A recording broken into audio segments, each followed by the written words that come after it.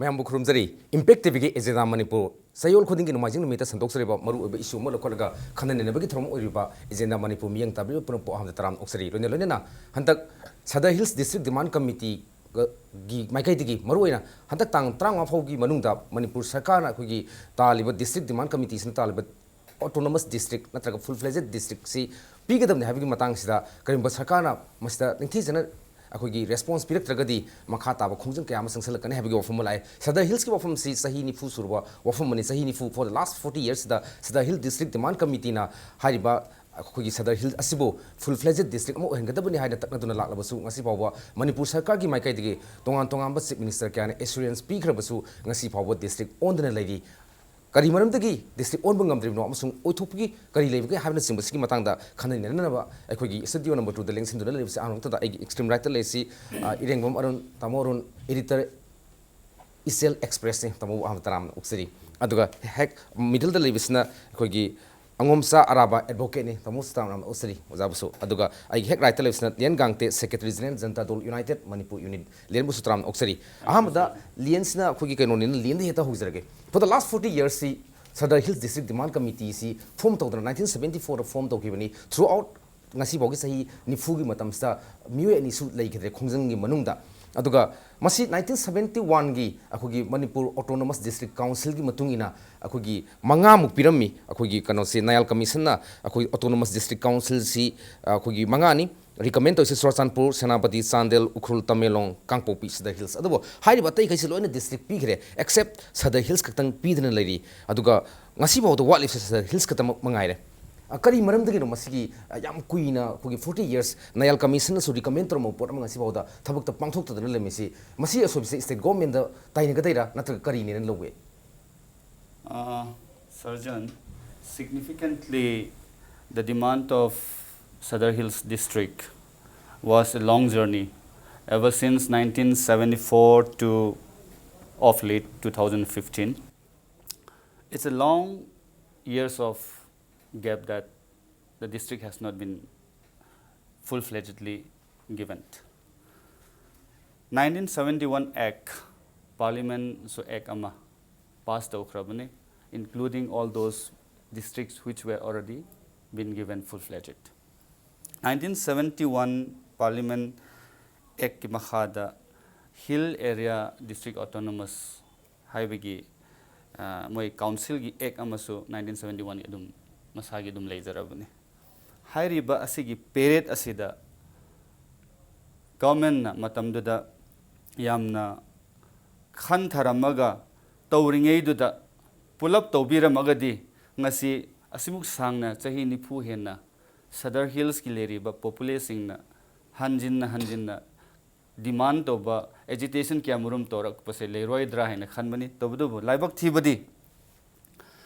the government of those days and the government of as a present gi government sida moisina khijiktang henna articulate oiramaga miyam gi sentiment se khangbi ramagadi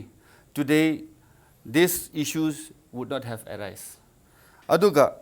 matamaduda hairiba Sadar Hills district se form torakadoba gi pot mase process de adum leizaba haitare when the then chief minister Uncle Risang matam dasu aduma cabinet decision malobirami then even Uncle Ranbir khoi gi matam dasu dumaina cabinet lorame then nipa macha w nipa macha matam dasu lorame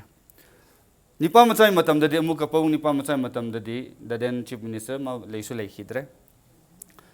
wholeheartedly man initiate toramaga my cabinet decision lawramaga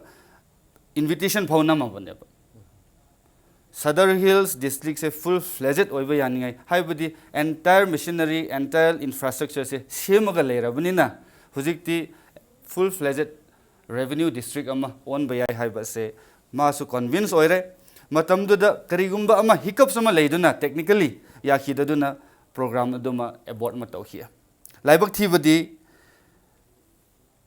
hairiba district to declare togodoba pot do abort tawrabunina ngasi phause yam sangna Sadar Hills ki movement da ban kya murum khoi thengnare 3 months 4 months adai gi de ngasai gi asiba phaw yausile asina government sene khijiktang ngasai administrative convenient haiba amase mayamna hairaga dum la abani aduga more importantly matam nipa masai matam da I'll reiterate it again loi namak pun namak yare 3 subdivision leiba so adum as it is oiga dobani aduga police boundary demarcation so as it is oiba yare haina pot ma dum thamamba pot ma mana aduda district se lauthok se haina hairam bane ba so in a sense essentially every setup was already there in place. The only thing is ngasai A square do lauthok do bakta ngai ra bane ba additional deputy commissioner aduga additional superintendent of police A ani do lauthok gadi full-fledged revenue madi adum oizaraba pot ne haba ado amarom da I will be little cynical to answer that okay kari gi to ba kadai di to do haiba mak to di a comment to zaning dre adubo hairi ba Sadar Hills ase ngasi phau se da pi da ba se I think government should look on it aduga hujik leri ba sarkar Sri Bobi gi sarkar se so term ahum suning chil oirabni mase phomjin basi se moi se asiwai da khara exercise tawraga athu bada hairiba district ki demand la iba pot se hujik aina pauta badi tang tara manga se deadline ni haiba suma yawi adui mathakta ngasai gi hane gi Sadar Hills district demand committee haibudu chatnaba yararoi JAC Sadar Hills hain ama anoba ama ino na ma sem khre aduna asisina kadai phawda moina district ki damakta full fledged phangni gi damakta moi changsilakadra haibase yamna government khan thaba mathau tai masi maramna ekhoi awaba amuk purakadabudadi ekhoi yaningde adu yaragadi present government sina fazena khan tharaga pigadobo eraga so let these things happen according to the situation athubada khan thabadi phagadra haina it thamle tamode mu laksaning si ekhogi October 2011 da 31st October masida Sadar Hills District Demand Committee ga koi Manipur Sarkar ga memorandum of understanding ama sahi tarokanda akhogi athuba matamda full fledged district ta piba habi wafam makhakta yanabam lagi karam bakanda hab kanda maduda committee on akhogi reorganization and administrative and police boundary na magi di pose pikala kanda Pikala quite home the full fledged district one by Wafum Yanakare after 92 days of economic blockade ki matungani. Adam Masi Powder Masi successive governments since Maram Sava Port needed Tumakai. Adam Masi Hogi Nagakuki factors in us of blockade and labor sarkars na Yamna Maram Sava genuine or by administrative convenience Kidamakta a quick car up to have Gansa Masi Potato in a Pantopungam. Sergeant Swanatham district ama natraga subdivision ama khaiba ama anu ama siemba haibasi administrative convenience akoi sasan gi thabak ta nungai na bagi pota siengu dabni masida hoi madada political will dakar le ada akoi gi laiba whole history of akoi formation of states in India haitale India gi linguistic angle lagi loimak seme akoi Indian states sinci aduna ninga si problem yam na mai uri every tongan ba loan ngang na ba loan do ina yumpham oiraga states seme na maram oiraga akoi gi majugi laina aduna Manipur na sung laga akoi gi Naga gi district Koki gi district haibi gi pot ama lakpagi paring ama lakibase masina maram oiraga akoi gi pot si sanai na halakpani haitare just sarkar gi wakhal lagi Kangadabadi administrative convenience Kalmandruga convenience like they have the Yenga Masidi Huzik Sachan Tauribasida. Well, Senapati district Manung Sale, Huzik Sadar Hills, Sadar Hills, Adu Masi Senapati, the Zatpasi, Akwigi, Kanuma district over Kanoma Tawa, Kanoma, Prazamana, Sasamatamda, Senapati, Kunaga, Kuki. Akwai nungai da ba lei bidna mar marga madu gi pa nungai ta bagi kari gi potsuna ama tongan ba angle amo da ethnic angle ne adu de adu khojikti yaji ya nagre akwai gi naga ku ki ga to don nuksina ba leitre hajari ba bil hong gi matang da gi adu lei haidna so administrative convenience haise sina number 1 priority o do ne ada lei ba posida kaido bagi semdrino kaido bagi lingdrino hai bagi matang gi da lei ba se Masi marpung oina nagana yade sarkana halina naga sauni natraga kaino ma dabi impida masi piro ri kuki de sauni natraga nagana sauni haibagi pot amada satan leire masi akhoi lawdri political will amagala masi darkar ni Manipur da sasan gi thabak asi kachin koya akhoi singya tamya manung hanjen mahung khudimak ta yawanna bagi namta sigum district sema darkar lei haibasi khallaga ꯇꯧꯒꯗꯕ ꯄꯣꯠꯇꯣ ꯃꯥꯅ ethnic ꯀꯟꯁꯤꯗꯔꯦꯁꯟꯁꯗ ꯉꯥꯎꯗꯅ ꯂꯩꯔꯦꯕ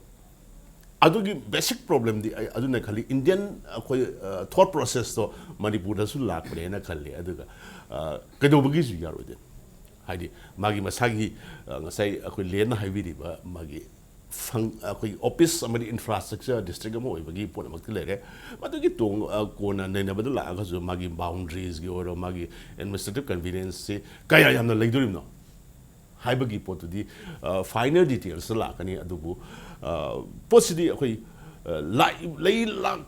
ꯄꯥꯟꯈꯤꯕ ꯁꯔꯀꯥꯔꯁꯤꯒꯤ political will ꯌꯥꯎꯗꯕꯒꯤ ꯀꯩꯅꯣ ꯑꯃ ꯆꯥꯎꯔꯕ ꯃꯌꯦꯛ ꯂꯥꯔꯕ ꯈꯨꯗꯝ ꯑꯃꯅꯤ ꯍꯥꯏꯅ ꯑꯩꯅ ꯊꯝꯅꯤꯡꯉꯦ ꯑꯗꯨꯒ ꯋꯥꯈꯜ ꯈꯨꯈꯟꯁꯦ ꯂꯥꯟꯕ ꯑꯣꯖꯥ ꯑꯗꯨꯒꯤ ꯑꯃꯨꯛ ꯈꯪꯖꯅꯤꯡꯉꯤꯁꯤ ꯑꯩꯈꯣꯏ ꯃꯅꯤꯄꯨꯔꯗ ꯍꯧꯖꯤꯛ ꯂꯩꯔꯤꯕ ꯐꯤꯕꯝꯁꯤ ꯏꯚꯟ ꯁꯗꯔ ꯍꯤꯜꯁꯀꯤ ꯋꯥꯐꯝ ꯑꯃ ꯂꯩꯔꯦ ꯏꯚꯟ ꯖꯤꯔꯤꯕꯥꯝ ꯐꯥꯎꯕ ꯑꯩꯈꯣꯏꯒꯤ ꯗꯤꯁꯇ꯭ꯔꯤꯛ ꯗꯤꯃꯥꯟ ꯇꯧꯔꯛꯇꯅ ꯃꯁꯤꯐꯥꯎ ꯃꯥꯁꯤ ꯐꯨꯜꯂꯤ ꯑꯩꯈꯣꯏꯒꯤ ꯆꯞ ꯆꯥꯕ ꯏꯟꯐ꯭ꯔꯥꯁꯇ꯭ꯔꯛꯆꯔ ꯂꯩꯔꯦ ꯂꯣꯏꯅ ꯁꯦꯝꯒꯠꯄ ꯂꯣꯏꯔꯦ ꯑꯣꯟꯂꯤ ꯂꯥꯎꯊꯣꯛꯀꯗꯕꯗ ꯉꯥꯏꯔꯦ ꯍꯥꯏꯕ ꯋꯥꯐꯝ ꯐꯥꯎ ꯂꯩꯔꯦ ꯇꯧꯕꯇꯕꯨ ꯏꯚꯟ ꯖꯤꯔꯤꯕꯥꯝꯒꯤ ꯃꯇꯥꯡꯗꯁꯨ ꯑꯩꯈꯣꯏꯒꯤ ꯇꯣꯉꯥꯟ ꯇꯣꯉꯥꯟꯕ ꯑꯩꯈꯣꯏ ꯏꯊꯅꯤꯛ ꯐ꯭ꯔꯨꯞ ꯃꯌꯥꯝꯁꯤꯡꯁꯤꯅ ꯃꯁꯤ ꯖꯤꯔꯤꯕꯥꯝꯒꯤ ꯀꯩꯅꯣꯗ ꯆꯪꯕ ꯌꯥꯔꯣꯏ ꯑꯩꯈꯣꯏ ꯇꯃꯦꯡꯂꯣꯡꯗ ꯂꯩꯒꯗꯕꯅꯤ ꯈꯣꯠꯀꯗꯕꯅꯤ ꯀꯥꯏꯅ ꯑꯁꯤꯒꯨꯝꯕ ꯑꯩꯈꯣꯏꯒꯤ ꯏꯁꯨ ꯃꯆꯥ ꯃꯆꯥ ꯃꯌꯥꯝ ꯁꯨꯝ ꯂꯥꯛꯄꯁꯤꯅ ꯃꯔꯝ ꯑꯣꯏꯔꯀꯥꯟꯗ ꯑꯩꯈꯣꯏꯒꯤ ꯃꯅꯤꯄꯨꯔꯗ ꯑꯩꯈꯣꯏꯒꯤ ꯏꯊꯅꯤꯛ ꯂꯥꯏꯟꯁꯇ ꯑꯩꯈꯣꯏꯒꯤ ꯑꯦꯗꯃꯤꯅꯤꯁꯇ꯭ꯔꯦꯇꯤꯞ ꯀꯟꯚꯤꯅꯦꯟꯁꯀꯤ ꯄꯣꯠꯁꯦ ꯏꯊꯅꯤꯛ ꯂꯥꯏꯟꯁꯇ ꯂꯥꯛꯑꯀꯥꯟꯗ ꯃꯁꯤ ꯀꯥꯏꯕ ꯌꯥꯕꯒꯤ ꯃꯑꯣꯡ ꯑꯃ ꯂꯥꯛꯏꯁꯤꯗꯗꯤ ꯑꯩꯈꯣꯏꯒꯤ ꯇꯁꯦꯡꯅ ꯃꯁꯤ ꯑꯩꯈꯣꯏ ꯑꯃꯦꯔꯤꯀꯟꯒꯤ ꯌꯨꯅꯥꯏꯇꯦꯗ ꯁ꯭ꯇꯦꯠꯁ ꯑꯣꯐ ꯑꯃꯦꯔꯤꯀꯥꯒꯤ ꯕꯠ ꯌꯦꯛꯑꯒ ꯄꯤꯕꯗꯣ ꯑꯗꯨꯃꯥꯏꯅ ꯇꯧꯗꯅ ꯄꯤꯔꯝꯕ ꯑꯣꯏꯔꯒꯗꯤ ꯃꯗꯨꯅ ꯍꯦꯟꯅ ꯐꯒꯗꯕ ꯃꯥꯟꯕ꯭ꯔꯥ ꯀꯃꯥꯏꯅ ꯇꯧ ꯃꯁꯤ ꯌꯥꯝ ꯆꯨꯝꯃꯤꯗ ꯑꯩꯈꯣꯏꯁꯦ ꯑꯣꯖꯥ ꯒꯥꯡꯇꯦꯅ ꯍꯥꯏꯕꯤꯈꯤꯕ ꯑꯗꯨꯒ ꯑꯩꯈꯣꯏ ꯏꯗꯤꯇꯔ ꯏꯔꯦꯡꯕꯝꯅ ꯍꯥꯏꯕꯤꯈꯤꯕ ꯑꯩ ꯊꯥꯖꯔꯦ ꯑꯩꯈꯣꯏ ꯇꯁꯦꯡꯅ ꯃꯁꯤ ꯑꯩꯒꯤ ꯋꯥꯈꯜꯗ ꯑꯩꯈꯣꯏ ꯉꯁꯥꯏ ꯏꯊꯅꯤꯛ ꯂꯥꯏꯟ ꯂꯣꯝꯗ ꯂꯥꯛꯄꯒꯤ ꯄꯣꯠꯁꯛꯁꯤ ꯃꯁꯤꯅ ꯇꯁꯦꯡꯅ ꯑꯦꯗꯃꯤꯅꯤꯁꯇ꯭ꯔꯦꯁꯟꯗꯗꯤ ꯑꯀꯥꯏꯕ ꯂꯥꯛꯀꯅꯤꯅ ꯑꯩ ꯋꯥꯈꯜꯗ ꯐꯥꯎꯋꯦ ꯃꯔꯝꯗꯤ ꯑꯩꯈꯣꯏꯒꯤ ꯏꯟꯗꯤꯌꯥꯁꯤ ꯃꯜꯇꯤ ꯐꯦꯁꯦꯇꯦꯠ ꯑꯣꯏꯕ ꯑꯗꯨꯒꯨꯝꯕ ꯂꯩꯕꯥꯛ ꯑꯃꯅꯤ ꯑꯗꯨꯒ ꯃꯅꯤꯄꯨꯔꯗꯁꯨ ꯇꯣꯉꯥꯟ ꯇꯣꯉꯥꯟꯕ ꯀꯥꯡꯂꯨꯞ ꯃꯌꯥꯝ ꯑꯃ ꯂꯩꯕ ꯄꯣꯠꯁꯛꯅꯤꯅ ꯃꯁꯤꯗꯩꯗ ꯑꯩꯈꯣꯏꯒꯤ ꯀꯥꯡꯂꯨꯞꯀꯤ ꯑꯣꯏꯕ ꯄꯣꯠꯁꯛꯀꯤ ꯑꯦꯔꯤꯌꯥꯗꯨꯒꯤ ꯃꯇꯨꯡ ꯏꯟꯅ ꯑꯣꯇꯣꯅꯣꯃꯁ ꯗꯤꯁꯇ꯭ꯔꯤꯛ ꯁꯦꯝꯕꯒꯤ ꯄꯣꯠꯁꯛ ꯑꯃ ꯂꯥꯛꯄ ꯇꯥꯔꯒꯗꯤ ꯃꯁꯤꯒꯤ ꯄꯣꯠꯁꯛꯁꯤꯅ ꯑꯩꯈꯣꯏꯒꯤ ꯂꯝꯗꯝꯁꯤꯗ ꯅꯤꯡꯁꯤꯡꯕ ꯊꯣꯛꯇ꯭ꯔꯕ ꯃꯇꯝꯗꯒꯤ ꯂꯩꯃꯤꯟꯅꯔꯛꯏꯕ ꯑꯩꯈꯣꯏꯒꯤ ꯆꯤꯡꯒꯤ ꯂꯝꯁꯤꯗ ꯍꯥꯏꯕ ꯇꯥꯔꯦ ꯑꯩꯈꯣꯏꯗꯩꯗ ꯂꯩꯔꯤꯁꯤꯡꯁꯤ ꯑꯩꯈꯣꯏꯒꯤ ꯍꯥꯏꯂꯦꯟꯗꯔ ꯉꯥꯛꯇꯅꯤ ꯂꯧꯋꯦ ꯑꯩꯒꯤ ꯋꯥꯈꯜꯗ ꯂꯣꯏꯅꯃꯛꯁꯤ ꯆꯤꯡꯒꯤ ꯃꯤ ꯉꯥꯛꯇꯅꯤ ꯂꯧꯋꯦ ꯃꯁꯤꯗ ꯚꯦꯂꯤ ꯍꯥꯏꯕ ꯍꯤꯜ ꯍꯥꯏꯕ ꯑꯩꯒꯤ ꯋꯥꯈꯜꯗ ꯂꯩꯇꯦ ꯂꯣꯏꯅꯃꯛ ꯏꯆꯤꯟ ꯏꯅꯥꯎ ꯉꯥꯛꯇꯅꯤ we R children of the ꯁꯦꯝ ꯄꯦꯔꯦꯟꯁꯅꯤ ꯑꯗꯨꯅ ꯀꯔꯤꯒꯨꯝꯕ ꯏꯊꯅꯤꯛꯀꯤ ꯄꯣꯠꯁꯛ ꯇꯣꯉꯥꯟ ꯇꯣꯉꯥꯟꯕ ꯃꯥꯒꯤ ꯇꯣꯉꯥꯟꯕ ꯗꯤꯁꯇꯤꯡ ꯑꯣꯏꯕ ꯑꯗꯨꯒꯨꯝꯕ ꯀꯥꯡꯕꯨꯁꯤꯡꯁꯤꯒꯤ ꯄꯣꯠꯁꯛꯁꯤꯗ ꯆꯠꯈꯤꯕ ꯇꯥꯔꯒꯗꯤ ꯑꯩꯈꯣꯏꯒꯤ ꯀꯩꯅꯣꯁꯤꯗꯤ ꯌꯥꯝꯅ ꯁꯣꯏꯕ ꯈꯔ ꯂꯩꯅꯤ ꯑꯗꯨꯅ ꯑꯩꯈꯣꯏꯒꯤ ꯄꯣꯂꯤꯇꯤꯀꯦꯜꯒꯤ ꯑꯣꯏꯕ ꯏꯟꯀꯟꯚꯤꯅꯦꯟꯁ ꯈꯔ ꯒꯃꯦꯟꯗ ꯀꯔꯤꯒꯨꯝꯕ ꯈꯔ ꯂꯩꯔꯝꯒꯅꯤ ꯃꯔꯝꯗꯤ ꯑꯣꯖꯥ ꯒꯥꯡꯇꯦꯟꯁꯦ ꯍꯥꯏꯕꯤꯈꯤꯕꯗ ꯏꯟꯚꯤꯇꯦꯁꯟꯐꯥꯎ ꯇꯧꯔꯀꯥꯟꯗ ꯖꯤꯔꯤꯒꯤꯁꯨ ꯂꯩ ꯏꯟꯚꯤꯇꯦꯁꯟꯐꯥꯎ ꯇꯧꯔꯀꯥꯟꯗ ꯃꯁꯤ ꯀꯔꯤ ꯇꯧꯔꯅꯣ ꯍꯥꯏꯕꯁꯦ ꯑꯗꯨꯅ ꯃꯁꯤꯒꯤ ꯃꯇꯥꯡꯗ ꯄꯥꯔꯂꯤꯌꯥꯃꯦꯟꯅ ꯏꯅꯦꯛ ꯇꯧꯕ ꯑꯩꯈꯣꯏꯒꯤ Manipur hill district autonomous district councils ꯑꯦꯛꯁꯦ 1971ꯁꯤ ꯑꯩꯈꯣꯏꯅ ꯁ꯭ꯇꯦꯠꯍꯨꯠ ꯐꯪꯗ꯭ꯔꯤꯉꯩ ꯃꯃꯥꯡꯒꯤ 72 ꯃꯃꯥꯡꯗ ꯄꯣꯠꯁꯛꯁꯤꯗ ꯑꯩꯈꯣꯏꯒꯤ ꯀꯩꯅꯣꯁꯤ ꯁꯗꯔ ꯍꯤꯜꯁꯀꯤ ꯃꯇꯥꯡ ꯑꯃ ꯀꯩꯅꯣꯗ ꯀꯥꯡꯄꯣꯛꯄꯤꯗ ꯀꯟꯁꯦꯟꯇ꯭ꯔꯦꯠ ꯇꯧꯕ ꯃꯔꯨꯑꯣꯏꯅ ꯑꯗꯨꯅ ꯃꯁꯤꯒꯤ ꯄꯣꯠꯁꯛ ꯑꯃꯈꯛ ꯂꯩ ꯃꯁꯤ ꯑꯣꯏꯅ ꯃꯁꯤ ꯆꯠꯅꯈ꯭ꯔꯕꯅꯤ ꯌꯨꯅꯤꯌꯟ ꯇꯦꯔꯤꯇꯣꯔꯤ ꯃꯇꯝꯗ ꯌꯨꯅꯤꯌꯟ ꯇꯦꯔꯤꯇꯣꯔꯤꯅꯤ ꯃꯅꯤꯄꯨꯔ ꯌꯨꯅꯤꯌꯟ ꯇꯦꯔꯤꯇꯣꯔꯤ ꯈꯨꯗꯤꯡꯃꯛꯇ ꯂꯣꯏꯅꯃꯛ ꯆꯠꯅꯈ꯭ꯔꯕ ꯀꯩꯅꯣꯅꯤ ꯌꯨꯅꯤꯌꯟ ꯇꯦꯔꯤꯇꯣꯔꯤ ꯑꯣꯏꯔꯤꯉꯩꯗ ꯑꯗꯨꯅ ꯍꯧꯖꯤꯛꯀꯤ ꯑꯩꯈꯣꯏꯒꯤ ꯁꯔꯖꯟꯅ ꯇꯥꯛꯄꯤꯔꯤꯕ ꯄꯣꯠꯁꯛꯇꯣ ꯌꯥꯝꯅ ꯆꯨꯝꯕ ꯄꯣꯠꯁꯛ ꯑꯃꯈꯛ ꯑꯣꯏ ꯑꯗꯨꯅ ꯑꯩꯈꯣꯏꯁꯤꯗꯗꯤ ꯑꯇꯩꯗ ꯂꯩꯔꯤꯕ ꯄꯣꯠꯁꯛ ꯑꯩꯈꯣꯏꯒꯤ ꯇꯣꯉꯥꯟ ꯇꯣꯉꯥꯟꯕ ꯇꯁꯦꯡꯅ ꯍꯥꯏꯔꯕꯗ ꯀꯣꯁꯃꯣꯄꯣꯂꯤꯇꯟ ꯁꯤꯇꯤꯁꯤꯡ ꯃꯔꯨꯑꯣꯏꯅ ꯑꯩꯈꯣꯏꯁꯦ ꯀꯣꯁꯃꯣꯄꯣꯂꯤꯇꯟ ꯑꯣꯏꯔꯛꯑꯕꯅꯤ ꯅꯥꯀꯟꯗ ꯍꯥꯏꯔꯒ ꯑꯗꯨꯅ ꯃꯁꯤꯗꯗꯤ ꯑꯩꯈꯣꯏꯒꯤ ꯇꯣꯉꯥꯟ ꯇꯣꯉꯥꯟꯕ ꯈꯥꯏꯗꯣꯛꯑꯀꯥꯟꯗ ꯃꯥꯒꯤ ꯕ꯭ꯂꯣꯛ ꯇꯣꯉꯥꯟ ꯇꯣꯉꯥꯟꯕ ꯗꯤꯁꯇ꯭ꯔꯤꯛ ꯀꯥꯎꯟꯁꯤꯜꯅꯆꯤꯡꯕ ꯁꯦꯝꯕ ꯑꯣꯏꯕ ꯃꯇꯝꯗ ꯑꯃꯒ ꯑꯃꯒ ꯅꯨꯡꯁꯤꯅꯕꯒꯤ ꯄꯣꯠꯁꯛꯁꯦ ꯌꯥꯝ ꯃꯥꯡꯒꯅꯤ ꯑꯗꯨꯅ ꯒꯚꯔꯟꯃꯦꯟꯠꯅ ꯃꯁꯤ ꯎꯕ ꯄꯣꯠꯁꯛ ꯑꯃꯈꯛ ꯂꯩꯔꯝꯒꯅꯤ ꯑꯗꯣ ꯒꯚꯔꯟꯃꯦꯟꯠ ꯑꯁꯤꯗꯤ ꯑꯩꯈꯣꯏ ꯂꯝꯗꯝꯁꯤꯗ ꯂꯩꯔꯤꯕ 60 ꯑꯦꯁꯦꯝꯕ꯭ꯂꯤ ꯁꯦꯒꯃꯦꯟꯁꯤ ꯔꯤꯄ꯭ꯔꯖꯦꯟ ꯇꯧꯕ ꯉꯥꯛꯇꯅꯤ ꯑꯗꯨꯅ ꯈꯨꯗꯤꯡꯃꯛꯁꯤ ꯂꯣꯏꯅꯃꯛ ꯀꯥꯎꯟꯁꯤꯜ ꯑꯣꯐ ꯃꯤꯅꯤꯁꯇꯔꯁꯤꯡ ꯒꯚꯔꯟꯃꯦꯟꯠ ꯄꯥꯏꯗꯕ ꯔꯨꯂꯤꯡ ꯑꯣꯄꯣꯖꯤꯁꯟ ꯀꯥꯡꯕꯨꯁꯤꯡꯅ ꯃꯅꯤꯄꯨꯔꯤ ꯁꯨꯝꯕ ꯏꯁꯨ ꯑꯃ ꯂꯥꯛꯄꯗꯗꯤ ꯔꯨꯂꯤꯡ ꯑꯣꯄꯣꯖꯤꯁꯟꯁꯤ ꯇꯥꯟꯅꯕ ꯃꯤꯌꯥꯝꯅ ꯇꯥꯟꯅꯕ ꯃꯌꯥꯝ ꯂꯩꯔꯝꯒꯅꯤ ꯃꯁꯤꯗ ꯄꯣꯂꯤꯇꯤꯀꯦꯜꯂꯤ ꯏꯟꯀꯟꯚꯤꯅꯤꯌꯦꯟꯠ ꯑꯣꯏꯕ ꯄꯣꯠꯁꯛ ꯑꯃꯗꯤ ꯁꯣꯏꯗꯅ ꯂꯩꯔꯝꯒꯅꯤ ꯑꯗꯨꯅ ꯁꯤꯒꯤ ꯄꯣꯠꯁꯛ ꯌꯥꯝ ꯁꯥꯡꯉꯕ ꯃꯇꯝꯅꯤ 92 days ꯏꯀꯣꯅꯣ ꯕ꯭ꯂꯣꯀꯦꯠꯀ ꯇꯧꯕ ꯃꯁꯤ ꯌꯥꯝ ꯀꯨꯏꯔꯕ ꯁꯥꯡꯉꯕ ꯆꯍꯤ 44 ꯂꯥꯛꯑꯕ ꯄꯣꯠꯁꯛ ꯑꯃꯅꯤ ꯃꯁꯤ ꯄꯣꯠꯁꯛꯁꯦ ꯑꯩ ꯋꯥꯈꯜꯗ ꯁꯤꯒꯤ ꯂꯥꯛꯏꯕ ꯄꯣꯠꯁꯛꯁꯦ ꯑꯗꯨꯅ ꯃꯁꯤ ꯀꯔꯤꯒꯨꯝꯕꯗ ꯁꯗꯔ ꯍꯤꯜꯁ ꯍꯥꯏꯕꯁꯤ ꯁꯤꯅ ꯀꯚꯔ ꯇꯧꯔꯤꯕ ꯃꯐꯝꯁꯤ ꯀꯗꯥꯏꯐꯥꯎꯗ ꯀꯚꯔ ꯇꯧꯏ ꯍꯥꯏꯕꯁꯦ ꯃꯁꯤꯒꯤ ꯄꯣꯠꯁꯛꯁꯤ ꯑꯩꯈꯣꯏꯅ ꯌꯦꯡꯕ ꯑꯃꯁꯨ ꯆꯪꯏ selected area moina piri ba khoi kano si khoi district administrative regions hai masile da selected hai basi kano haiba special haiba su yawi kamu khrana adabu selected area sina chumbra na khale ai wakal da mayamna kaman noina tawda aduna sigi posa ang khagale ina haijani ni matang si len makha da mu laksa ning si akhoi hosiki kano si ethnic lines da akhoi kano si district semi office si lakpot misina manipura ma sobo mo isu mo wakhal ab music si ta sina kanda hari si sada hills pi gi matam da naga sing mo gi nagalim gi map da yawri bom pham mani sada hills si adagi mu akuki sing da mu hari sina akhoi sada akhoi gi senapati district le jaga so akhoi gi area akhoi sada hills ki area se kuki ne tomne tobone nepali gumba da top mayam su leibudi ledi adu akhoi imphal hekta yem kanda akhoi gi kunung mang daina sekon hata si bawdang yem matam da akhoi gi jati loina sunabus leimini mai da khana chaina ba amatu tu thokte akhoi punna leimina ka kanda akhoi nungai ba musu phangi masina mani masna gangte ni sina paite ni mai te ni natraga muslim ni natraga tribal habi por ma leitabida masi example oina masi urba ngактani adun akhoi any hoji administrative convenience ko oina semakpu matam da ethnic lines sum sarpagi akhoi satna bim nei masi thugai bi matam yoraba Well, Surgeon, question the direct answer then a yes thamjage and I'm coming back. I think we should have two broader sense and that aspects we have geopolitics number one. Number two, ethnic line politics amasumuk laaba. Geopolitics and ethnic lines is altogether a different entity. But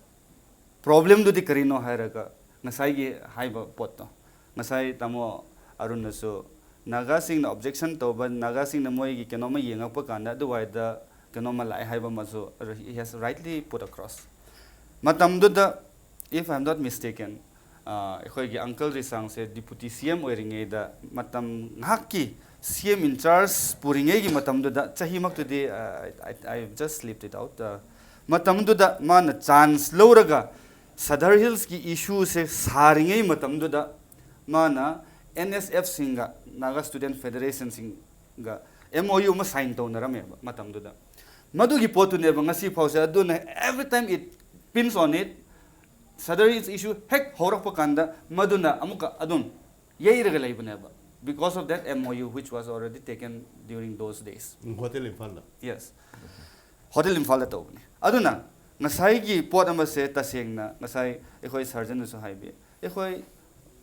segi Imphal East area se da Golapati da leriba adoga ekhoi gi New Lamblend da leriba adegi se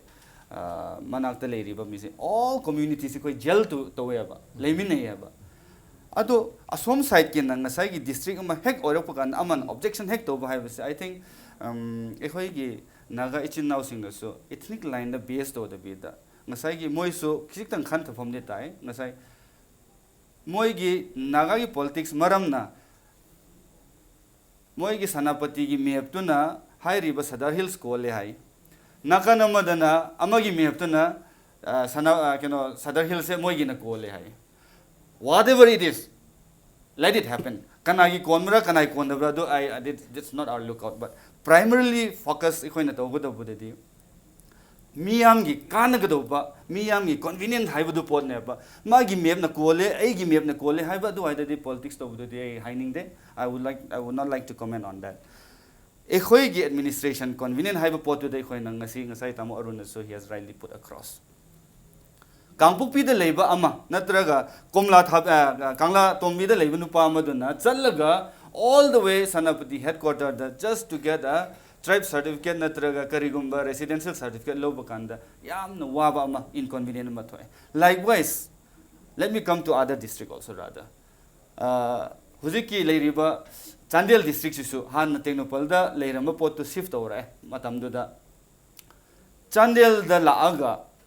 karigumba tribe certificate natraga karigumba residential certificate karigumba DC office official gi thaba ama lakpa kanda more da leiba sita da leiba natra khingjoy da leiba sing all the way round tauraga palel via laaga lakado ba pot ne ba masi su kyamu inconvenient oibra adagi jiri mu hairase jiri da leiba khoi ichin now irrespective of any communities for that matter karigumba ama moina document ma loaning bakanda all the way how many kilometers they have to drive down and come to Imphal East ado moigi logo do ba official che chang do loba la ka do ri ne ba paisa matam ko risk factor ma su le ri ba tamo asigumba se government in hen na kizik tang minute li yenga miyam gi inconvenient ase karam haina convenient to ragadi phagatra haiba ase moi se kizik tang stress ama piraga asi waida hairi ba hoi ai magna bodi authority nate jiri bu full fledged district pi ga dobni chandel gi potu yade adur di more gi so sem da ba yade habi pot mak to di hoi miyam na common voice lakpa kana duna angle ma da dum chacharaga suno adubu it is necessity haiba pot na ina thamdaning ise aduna amuk asomda lakpa da Sadar Hills ki lakpa se da let's not play a geopolitics in making district boundary aduga ethnic line da support hairo ese yango samna haibada ekhoi gi kendra natraga egi district Churachandpur se da lukta project ekhoi gi naga community aduga kom community su loina leiduna aduri matam da Tamenglong ka fau to da Sanapudi ka fau to ekhoi su chachage haiba yadra example we live together harmony ekhoi nungai na leimine adugumba atmosphere do mai ekhoi create to bata banena hujikti laiba mangna tariba district Sadar Hills revenue full fledged ama tawninga habs loina lekhrabane ba nona sema ga taka do pon na tabane lekhrab as ngasai na haibugumna a square do lo tho agadi hayeng mak ekhoi district inaugurate to boy if political will tamon haibugumna political will has to be there aduga ethnic line da ekhoi yn to city government in I think they have to leave this ethnic line of having a consensus on this moi political will amadi leiba tai haiba sai thamdani lena mai yam singna matang se thambi mamdi political will ma leiba mathau tai aduga masda ethnic lines da natraga linguistic line da natraga akoi kanglu khai bi mong da madu da yeng ka base rakan da akoi district boundary natraga district sem ki thabak se to kadam ne aduga yamna relevant oi wa from da manipur da akoi tribe ni futur muk leiba so to pom yam leiba sida ta singna tribe base tawkanda district sem batragadi maduna achauba khogi thoning da thodok tungda adumak akhogi linger tawgada problem leigidabnina masi punna leimini ga amato bi posaksi lakna horab da su masi administrative convenience ki oiba wafam da yenga district sem gadabne wafam tambi matang sa da break maru zake break ki matung ta koi tunan jarke impact tv ge agenda manipur bijeng taduna leibi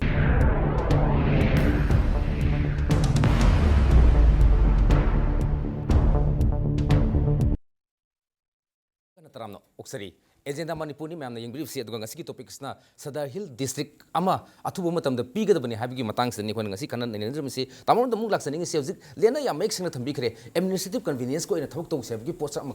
akugi mindset ma change ma anoba generation sigi da lai adu ko all generation sings na ethnic lines sa masima akugi kuki gi lamne sina naga gi lamni maitai gi lamni muslim gi lamna habigi apik pik wakal je thadok na bagi step si wakalun khana budi hore madu masi thabok oina pangthok se sarkar na sing na masi loina khana kanda masi ahong ba makak pork base manipur di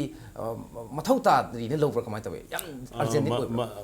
madu kumdri da sajan ai kam thunju ga khoi district sing gi picture hai tare sing district sing se khoi yam han leiram ba mong before nagaku ki rights hai tare yam cosmopolitan noiva kano ne ba khoi gi sing district sing se sina nagagi ni sina kuki gi ne leiram da ba yango achauba naga village ukurla oiro sina do ro achau ek khada khada chauba naga village ma laiba matam da magi na kan kuki kol ma leine hai intermingle da rog leira mane yanjina raga hai ba kano sing se kuki gi lamna sini naga gi lamna sini hai bilite ba hoi kuki duna atop ma hom dagi um laga mana naga khul manakta mai khul lam lingi budu hai ba naga khul du gi headman duna aya piraga adagi magi khulduna ayaba piraga leirami baneba magi lamma chi ama chingol ama kari ama piraga alain tawraga leiramba pot olaba kuki na tadaba manipur district leiramoyba nagana su tadaba manipur district leiramoy sumain tawna khoi tona ti na leiramba pot si naga kuki riot ki matungda madi quit notice ki kari pot lakpadagi madudagi neba kangpok pi haisi kangpok pi se sisu cosmopolitan kano ama oirambaneba adu ngasi di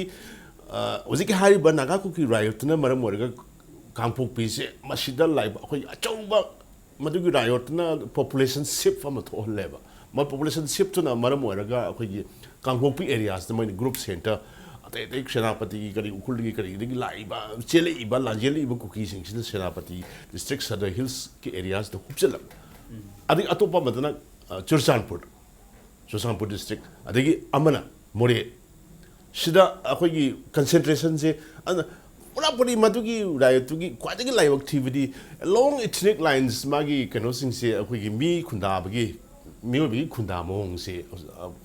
ꯄꯨꯔꯥ change demographic change ꯑꯃ ꯊꯣꯛꯍꯟꯈ꯭ꯔꯦ ꯃꯁꯤꯅ ꯉꯁꯤ ꯍꯥꯏꯔꯤꯕ ꯀꯩꯅꯣꯁꯤ ethnic ꯄꯣꯂꯔꯥꯏꯖꯦꯁꯟꯒꯤ ꯄꯣꯠꯁꯤꯅ ꯃꯔꯝ ꯑꯣꯏꯔꯒ ꯃꯅꯤꯄꯨꯔꯗ ꯍꯧꯖꯤꯛ ꯁꯥꯁꯟꯒꯤ ꯊꯕꯛꯁꯤ ꯌꯥꯝꯅ ꯅꯨꯡꯉꯥꯏꯔꯛꯇꯕ ꯄꯣꯠ ꯑꯃ ꯂꯥꯛꯄꯅꯦ ꯑꯗꯨꯅ ꯑꯦꯗꯃꯤꯅꯤꯁꯇ꯭ꯔꯦꯇꯤቭ ꯀꯟꯚꯤꯅꯤꯌꯟꯁꯇ ꯍꯧꯖꯤꯛ ꯌꯦꯡꯉꯨ ꯁꯥꯏꯅ ꯍꯥꯏꯔꯤꯕ ꯄꯣꯠꯁꯤꯗꯒꯤ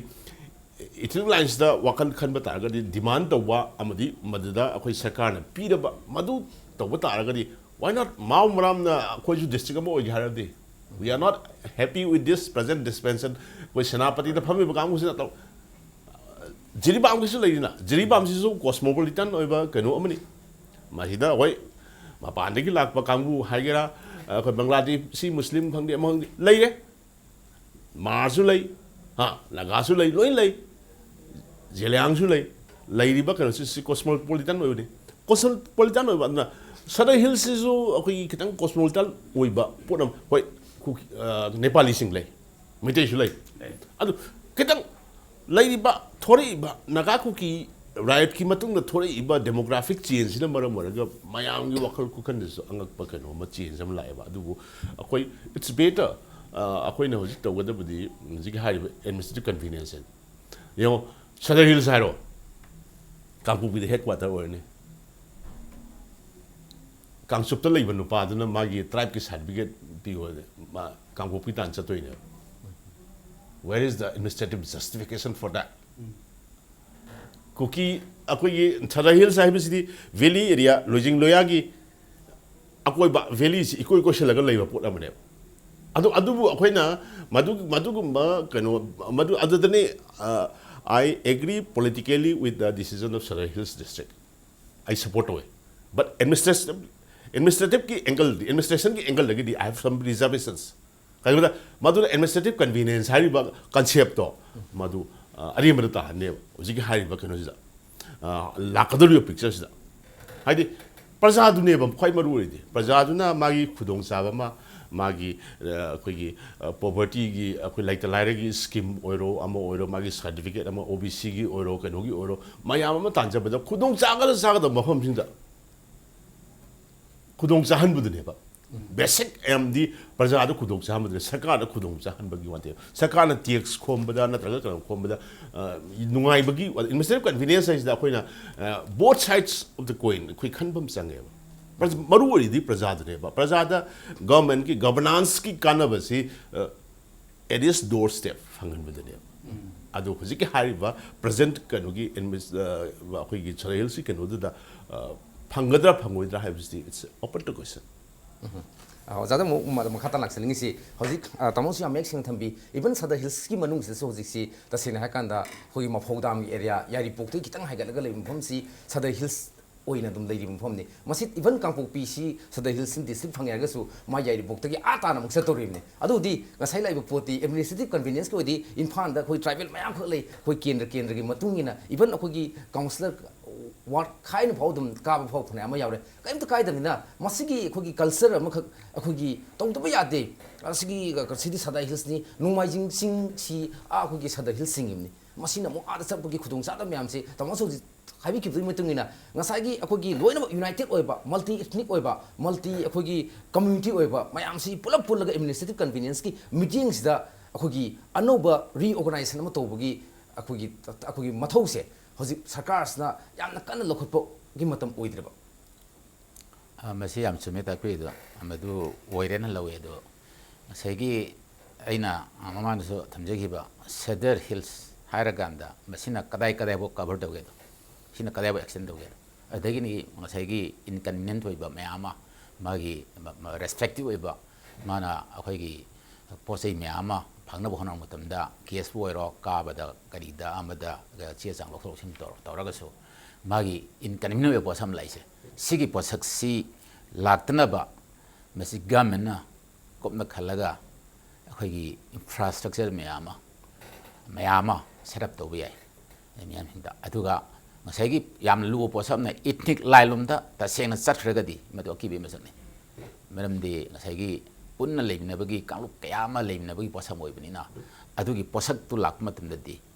ꯌꯥꯝꯅ ꯑꯃꯒ ꯀꯥꯡꯂꯨꯞ ꯑꯃꯒ ꯅꯨꯡꯁꯤꯅꯗꯕꯒꯤ ꯄꯣꯠꯁꯛ ꯑꯃꯈꯛ ꯂꯥꯛꯀꯅꯤ ꯑꯗꯨꯅ ꯇꯁꯦꯡꯅ ꯂꯩꯒꯗꯧꯔꯤꯁꯤ ꯑꯩꯈꯣꯏꯅ ꯂꯩꯒꯗꯧꯔꯤꯁꯤ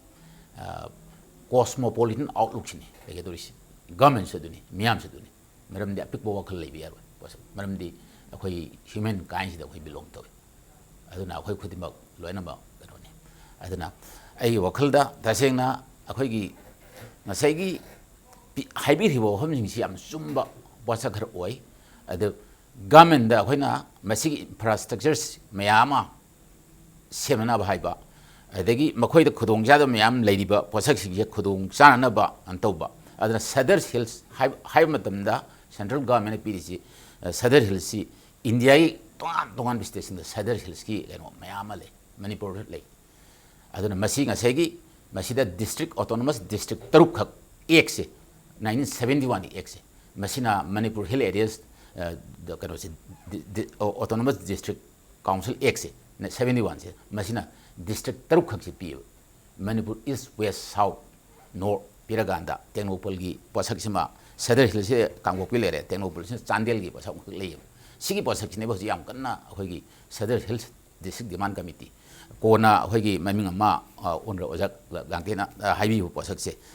JC ꯁꯗꯔ ꯍꯤꯜꯁꯅ ꯍꯥꯏꯔꯤꯁꯦ ꯑꯗꯨꯅ ꯁꯤꯒꯤ ꯄꯣꯠꯁꯛꯀꯤ ꯑꯦꯛꯁꯤꯒꯤ ꯃꯇꯨꯡ ꯏꯟꯅ ꯇꯁꯦꯡꯅ Sadar hills district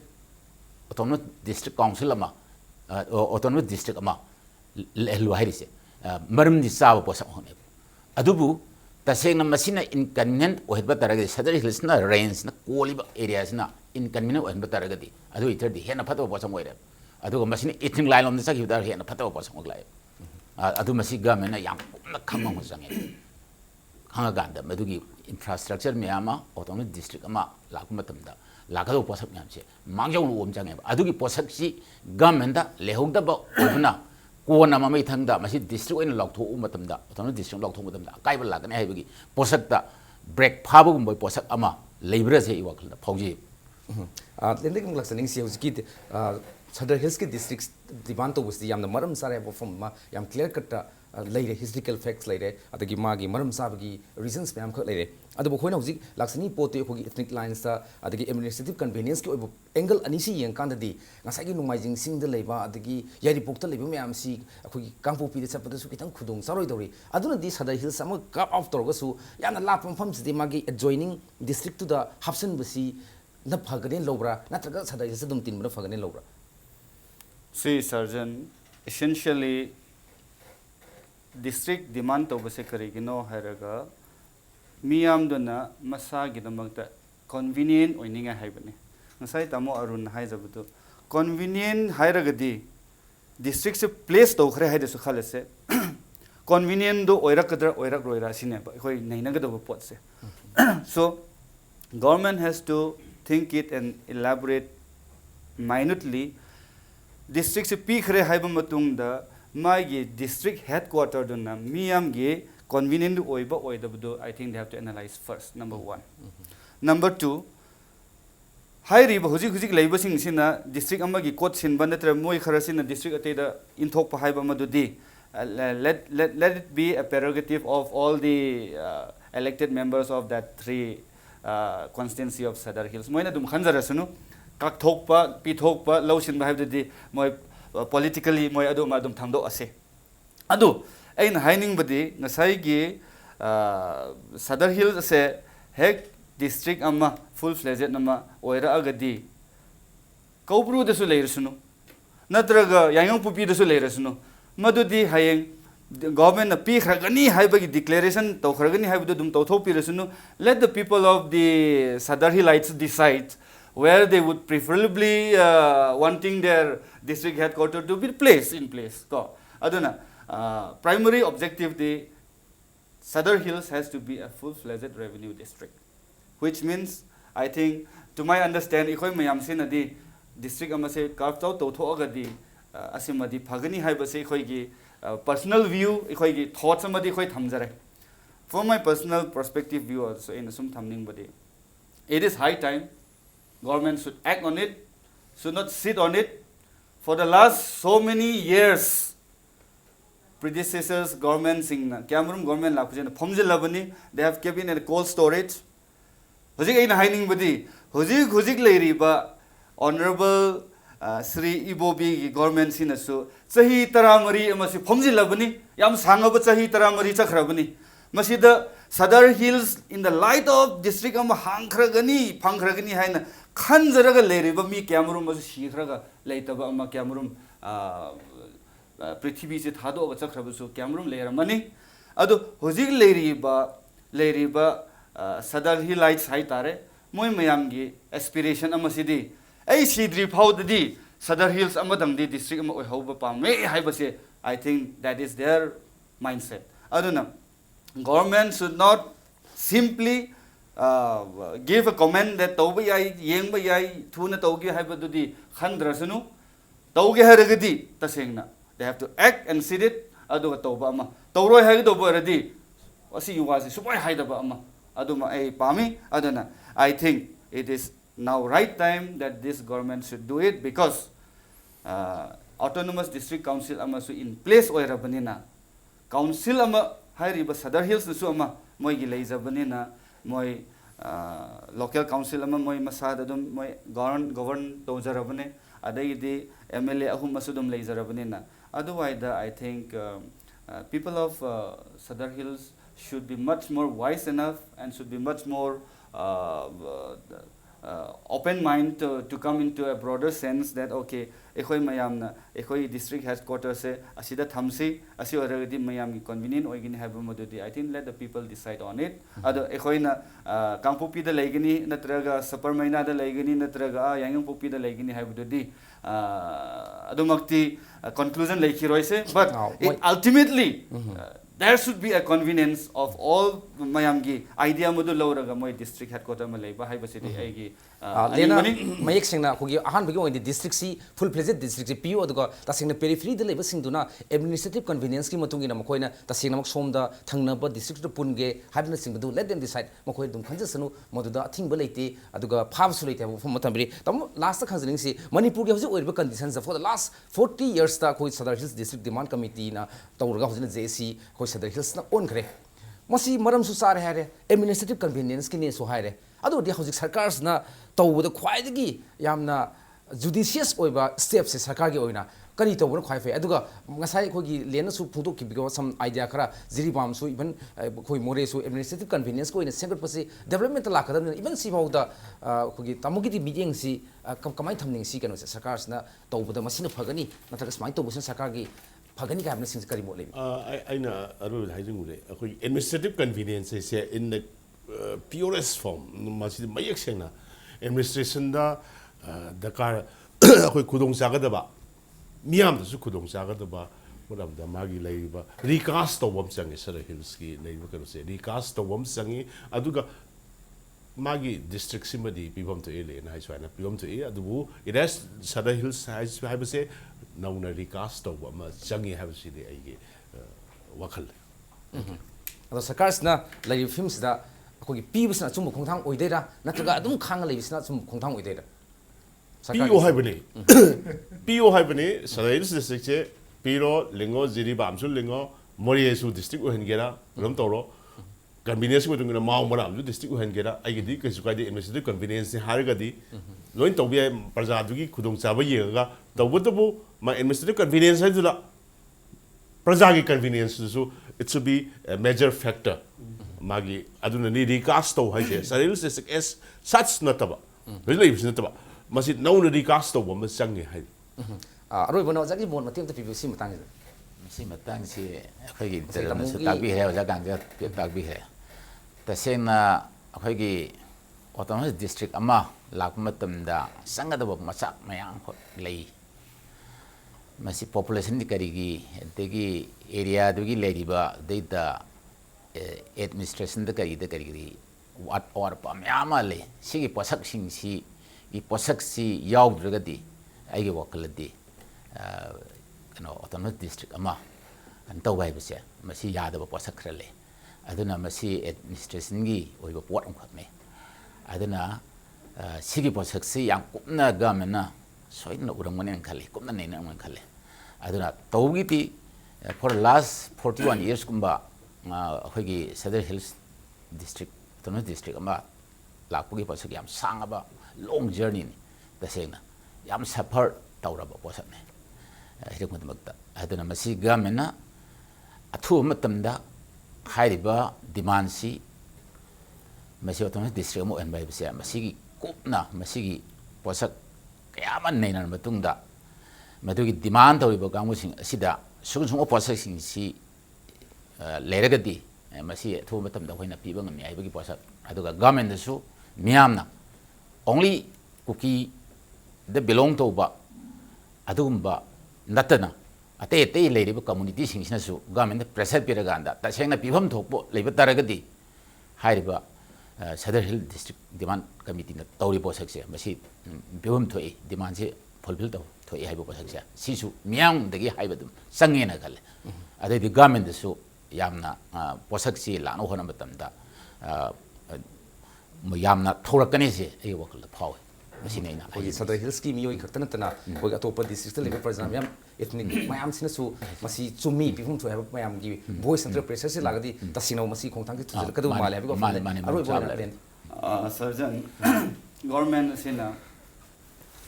political will amatai seriousness has to be there, commitment has to be there. Above and all, moi think tank group lay hai ba government ki level da le ri ba think tank group to do tank su oisunu ek tank su oisunu think tank da khak ta chat na ba ya ba yu oidre handak se ekhoi se 21st shatabdi se chakhra budi 22nd shatabdi se la abni madu da think tank gi to ba gi matam natre do tank su natre it has to be ek tank aduga bifurcate to go district makhai leiraga dine serial dum to thok sunu provided administration convenient aduga luri badi mamangi chahida Manipur Public Service Commission na low yaba makai se panayam low khrabni MPSC adagi ekhoi gi MCS MPS MFS adagi SDC low yaba se hek hangak badigi low base tok 3 handak su low khigin hena khabar se thok pane moi do accommodate to ni mafam leitre all secretariat su new secretariat su district su moi thamni ngai se leitrabni na I think it is very unfortunate moi tasengna thabak pigado ba oiraga moi lawrabni na thabak suni mafam su pigado bani ado district su hangado bani habase district hangdagadi where you will fit these DC people SDO kadai da noi fit to ingani kadai da MPS thagani kadai da SDC thagani alien is like comment jam da hange because think tank ki wahum da Manipur da think tank ama leiram bata kani Manipur saka ji think tank am le ta ga si thoi ba lebak si thoi wa thok si ya thoi think tank they don't have a think tank a think tank the concept of think tank doesn't exist in the regime of Mr. Siri Iwobi anyway lastly as I said, high riba civil service the leirak to ba do leiki basing se phaje na accommodate toraga phaje na moi thabak pangthok han ba yaninga gi damang ta mafam su pi bata bani ado thabak su to ga do bani ado ga district su hangdragadi moi accommodate to ne mafam lera aroi horendi moi se thabak leite duna pauna bazar to thangal bazar koi chalani adun athuba matam da administrative convenient gi damakta ado mayam gi damakta su district se bifurcate toraga huzik leiriba Southern Hills sisu saringe matam sida while it is hot hit it and mold it yam next na lena thambi maroina akoi ngasi discussion agenda Manipur gi akoi common oina unanimous oina taba posi administrative convenience ki damakta akoi district ama create toba na form toba da kari so kai belaite ado for the last many years Southern Hills ki form si yamna maram saba genuine oiba demand amani magi da bisi bihum thoi form sulai ado mo aro bidal ai post na khogi tamro na yam next na thamba administrative convenience hai pose both in letter and spirit do mayek sengna wahi khakta na taba taseng namak administrative की convenience तो प्रजा each and every section of the society लाइब सिंधी की फंगम थोकपदो मधु सब चाना मधु की फंगम थोकपदो पीबे याबगी मोंग administrative convenience तो सेम carve तो बिहाबिनी अदुगा अरो भी पॉइंट्स भी हम फजे अखोगी मणिपुर अखोगी खुदोंग साद मफम मैम लेबसी अनो अनोबा MPS MCS लौरि मैम सिंगसी एकोमोडेट तौनबा अमसुंग हेना चाखोप प्रोग्राम अनो अनोबा डिस्ट्रिक्ट सेमगान मखोजी फिट तौबियाव बफमसिनी यामना नुंगाजी ngasi gidamta de agenda manipur matang sa de loisinbi tanza laujage loine loine ngasi agenda manipur da saruk yabikiba extreme right le tamo irengom arun editor isel express akoi oja araba angom advocate amasung len gangte secretary general janata dol united manipur unit po amka na thagat phongtok sari Welcome. loine loine nam yeng tabiru punam te kanina ba thang